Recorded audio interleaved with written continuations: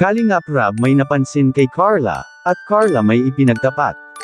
Isang mapagpalang araw sa inyong lahat mga kalingap, sanay hindi nyo po makalimutan na mag-like sa video na ito.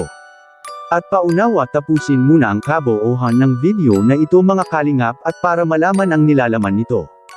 At maraming salamat po mga kalingap sa pagpatuloy na pagsuporta lalo na kay Kuya Val Santos Matubang at Kalingap Rab.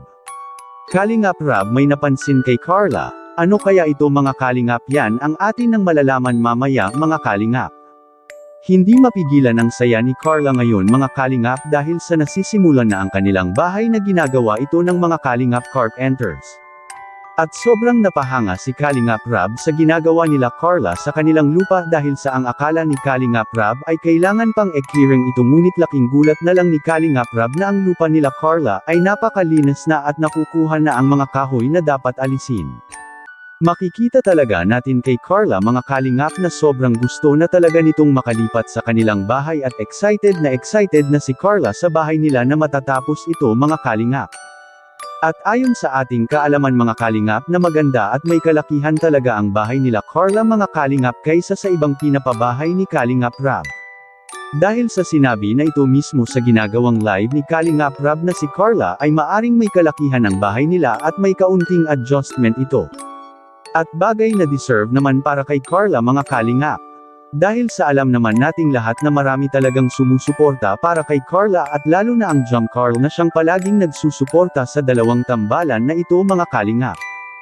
At sobrang nagpapasalamat si Carla sa lahat ng sumusuporta sa kanila mga kalingap dahil sa inyong suporta ay si Carla mga kalingap unti-unti na niyang nakakamit ang kanyang mga pangarap sa buhay at isa na nga dito mga kalingap ang kanilang bahay. At ang suggestion ng ilan na sana anya ay 3 kwarto ang gagawin para kina Carla mga kalingap dahil sa marami rin sila Carla at dapat anya ay si Carla lang ang mag-isa sa kanyang kwarto at wala itong kasama.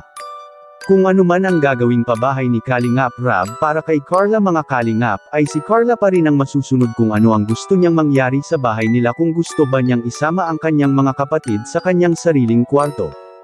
At sa aking pagkakilala kay Carla mga kalingap na si Carla ay siya ang babae na maawain at mapagmahal sa kanyang mga kapatid. Kaya hindi malayong pagsalo-saluhan nila mga kalingap kung ano ang meron sila.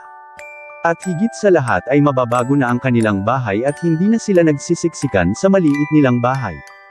Dahil natitiyak na natin mga kalingap na ang pabahay para kay Carla ay may kalakihan rin ito dahil si Kalingap Rab na mismo ang may sabi mga kalingap sa kanyang nakaraang live na maaring anya ang pabahay ni Carla ay makakalamang siya sa sukat at laki. Ngunit hindi naman nangangahulugan na malaki na talaga ang agwat sa ibang ginagawang pabahay ni Kalingap Rab sa lahat ng Kalingap Angels, yung sakto lang mga kalingap na magiging komportable sila ni Carla. At Kalingap Rab may napansin kay Carla, makikita po natin sa video. Si Carla, upo kayo na ba si Carla? At naiyak nga po siya dun sa tanong natin about dun sa kung paano nabago yung buhay. Halos di po siya makasalita. Siguro nakapag reminisce siya ng mga dati niyang diba?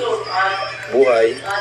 Napansin ni Kalingap Rab kay Carla mga kalingap na hindi niya kayang sagutin ang tanong noong nakaraan dahil sa malaki na talaga ang nag-iba kay Carla simula nang siya ay natulungan ni Kalingap Rab at lalo na sa tambalan na jump car.